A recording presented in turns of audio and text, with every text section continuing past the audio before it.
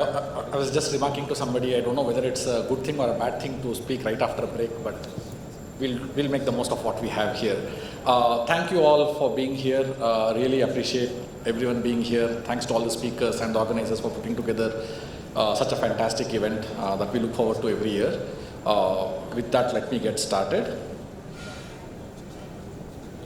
Okay, so I'll be talking, mining for safety is like a intentional kind of play on words. We'll be talking about leveraging video telematics for on-road and off-road operations. But I'll be sharing some information, interesting information from some of our partners who have done really well with video safety for mining operations. So, earlier in the day, in one of the presentations we heard on how important safety is, especially when you are operating a very large vehicle. And when you're operating a heavy truck, for example, you are one mistake away from something that can be very, very damaging. Especially if you're operating a smaller fleet, it can actually wipe you out, right? So it is very important to take preventive steps to make sure that you are protected against such things, that such things don't happen in your fleet. And then it basically means that you have to be on top of any unsafe behaviors that we as humans are prone to. And when you talk about off-road operations in general, especially with areas like construction or mining, there are people all around, right? And that makes any accident or any crash particularly deadly because it can lead to injury and way worse, right? And then from a purely economical perspective, any kind of disruption at any work site is something that costs money. So it's an interest both from a personnel viewpoint and business viewpoint to pay attention to safety. Right? Let me very quickly tell you who Lightmetrics is. So we are a video telematics company. So we analyze video and derive insights for safety. And our video telematics solution is called RideView. And we are a 9-year-old company. So we've been doing this for some time now. We understand this space fairly well based on our experience. And as you can see on the map, we are pretty global. There are a few other countries we have expanded into, like Ecuador, Colombia, which I have not added here, but we are probably the most global video telematics platform. And an interesting thing about Lightmetrics is that we work only with partners. That is, we don't sell to fleets. We work with telematics companies, fleet management companies, and OEMs, obviously.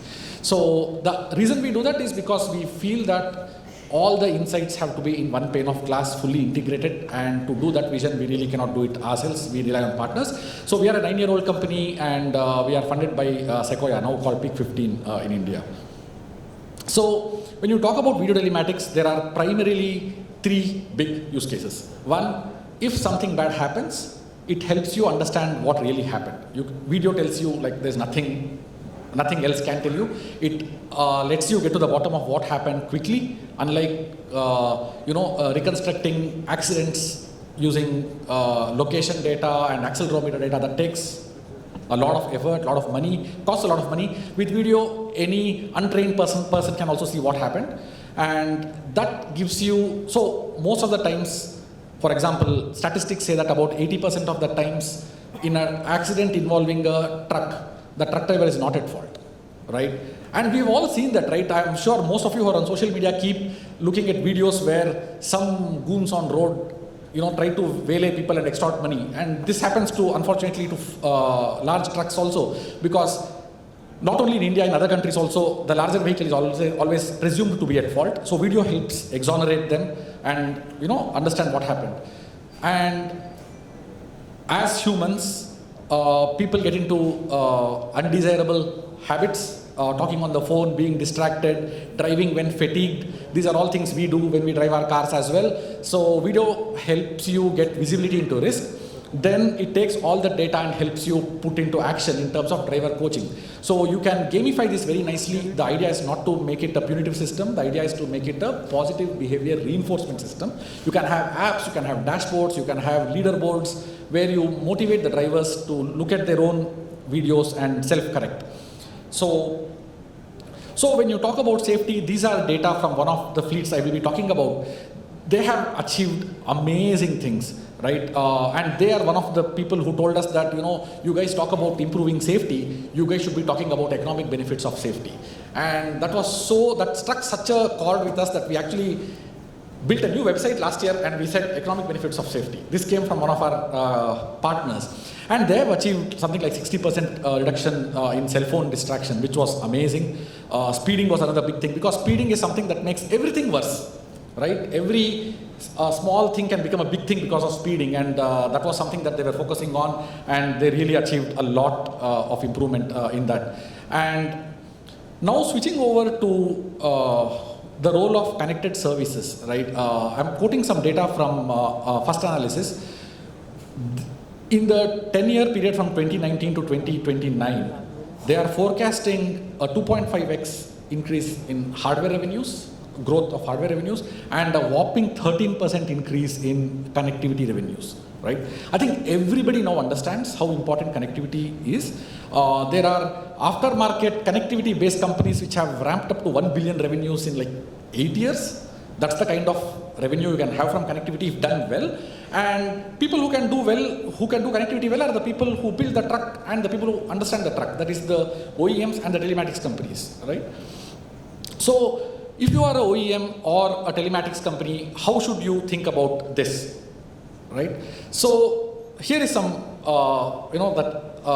interesting data, right? So this partner of Lightmetrics, they achieved 14% month-on-month growth for about 2 years. It's astounding. I mean, they started from relatively small numbers, obviously, but they're now well into several thousands of installs in India. And not only has this helped grow their business, but most importantly, it has helped them double their revenue, right? In a market where location-based analytics is getting rapidly commoditized, it is becoming very hard to keep your revenue up, leave alone increase it. And video helps you actually double your revenue, and it helps you differentiate really well. So this shows that yes, video telematics can work in India. This is an Indian company, and we are really excited about them. And this shows that this is a great opportunity for OEMs as well as telematics companies. So let's talk about this company in a little more detail. So they're primarily focused on construction and mining, and they wanted to launch in India, right? And they came to us with 3 requirements. They said the camera has to be super affordable, yet we want all the AI alerts, particularly drowsiness, distraction, cell phone, and the like. And they had another interesting requirement, which is alerts in local languages. I mean, as we all know, we are very proud of our diversity. We have more than 30 plus languages. They wanted a way where you could have customization to do all this. And we supported them with all this, and we are so proud on how successful they are, right? So this is the kind of success everybody aspires to, and we can all have this with video telematics.